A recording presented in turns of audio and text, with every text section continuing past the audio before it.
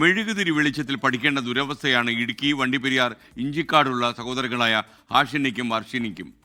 തോട്ടം മാനേജ്മെന്റിന്റെ പിടിവാശിയിൽ കഴിഞ്ഞ 2 മാസമായി ഇവരുടെ വീട്ടിൽ കറണ്ടില്ല. അധികൃതരുടെ അടിയന്തര ഇടപെടൽ കാത്ത് കഴിയുകയാണ് ഈ 4-അംഗ കുടുംബം.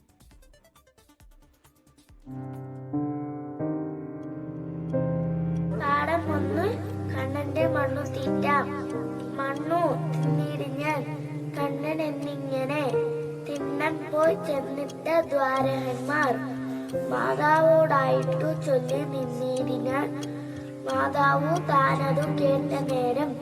വണ്ടിപ്പെരിയാർ ക്ലബ്ബിൽ നിന്നായിരുന്നു ഈ വീട്ടിലേക്ക് വൈദ്യുതി നൽകിയിരുന്നത്. ഇവിടേക്ക് ലൈനുകൾ വലിച്ചിരുന്ന തടികൊണ്ടുള്ള പോസ്റ്റ് കാലപ്പഴക്കത്തിൽ ഒടിഞ്ഞു വീണു. ഇതോടെ ക്ലബിലേക്കുള്ള വൈദ്യുതി ബന്ധം നിലച്ചു. ഒപ്പം ഈ കുട്ടികളുടെ വീട്ടിലേക്കുള്ളതും. ഞങ്ങളുടെ വീട്ടിൽ കറണ്ട് ഇല്ല. 2 മാസമായിട്ട് ഞങ്ങൾ മെഴുകുതിരി കത്തി വെച്ചിട്ടാ മെഴുകുതിരി കത്തി വെച്ചിട്ട് പഠിക്കുന്ന കാരണം കണ്ണൊക്കെ എരിയുന്നു. ഒത്തിരി ദിവസം പറഞ്ഞിട്ടുണ്ട്. അച്ഛൻ പറഞ്ഞ് ഇന്ന് വരും നാളെ വരും എന്ന് പറഞ്ഞ് കറണ്ട് വന്നിട്ടേ ഇല്ല. ഹാഷിനിയും ഹർഷിനിയും പിതാവ് മോഹനും മുത്തശ്ശൻ വിജയനുമാണ് ഈ വീട്ടിൽ താമസിക്കുന്നത്. പുതിയ കണക്ഷൻ നൽകാൻ KSEB തയ്യാറാണെങ്കിലും എസ്റ്റേറ്റിനുള്ളിലൂടെ പോസ്റ്റുകൾ സ്ഥാപിക്കാൻ നിലവിലെ മാനേജ്മെന്റ് അനുമതി നൽകുന്നില്ല. RBT മനുഷ്യന്മാരുടെ അടുത്ത് അച്ഛൻ മേടിച്ച പേപ്പർ ഞങ്ങളുടെ കയ്യിലുണ്ട്. EB കൊണ്ട് പഞ്ചായത്തിൽ കൊണ്ട് കറടച്ച് EBയിൽ എല്ലാ കാര്യങ്ങളും ചെയ്ത് പോസ്റ്റ് ഇടാനുള്ള സംവിധാനം വരുമ്പോൾ പോപ്സുകാർ ഞങ്ങളെ തടഞ്ഞു വെച്ച് പോസ്റ്റ് ഞങ്ങളുടെ അതിൽ കൂടെ പോസ്റ്റ് ഇടാൻ പറ്റത്തില്ല എന്ന് പറഞ്ഞ് അവർ സ്റ്റേ മേടിച്ചു. കറണ്ട് ഉണ്ടായിരുന്ന അച്ഛൻ ക്ലബ്ബിലെ ജോലി ചെയ്യുന്ന ഇഞ്ചിക്കാട് ബംഗ്ലായിൽ.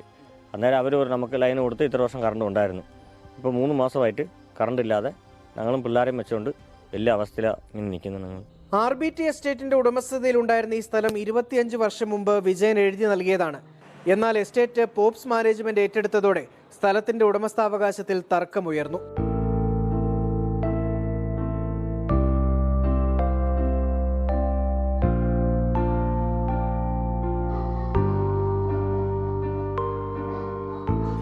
വൈദ്യുതി ഇല്ലാതായതോടെ 1-ലും 5-ലും പഠിക്കുന്ന ഈ കുട്ടികളുടെ പഠനം പ്രതിസന്ധിയിലായി.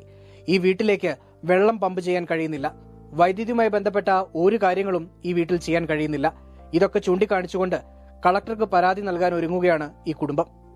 സുമിത്തിനൊപ്പം രാഹുൽ വിജയൻ, 24 ഇടുക്കി.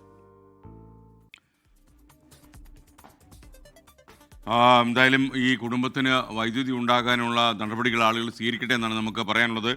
ലോകത്തെവിടെയായാലും ഏത് സമയത്തും 24 വാർത്തകളും ഓഗ്മെന്റഡ് റിയാലിറ്റി പാക്കേജുകളും എക്സ്പ്ലെയിനറുകളും വിശദമായി കാണാൻ ഞങ്ങളുടെ YouTube ചാനൽ നിങ്ങൾക്ക് സബ്സ്ക്രൈബ് ചെയ്യാം.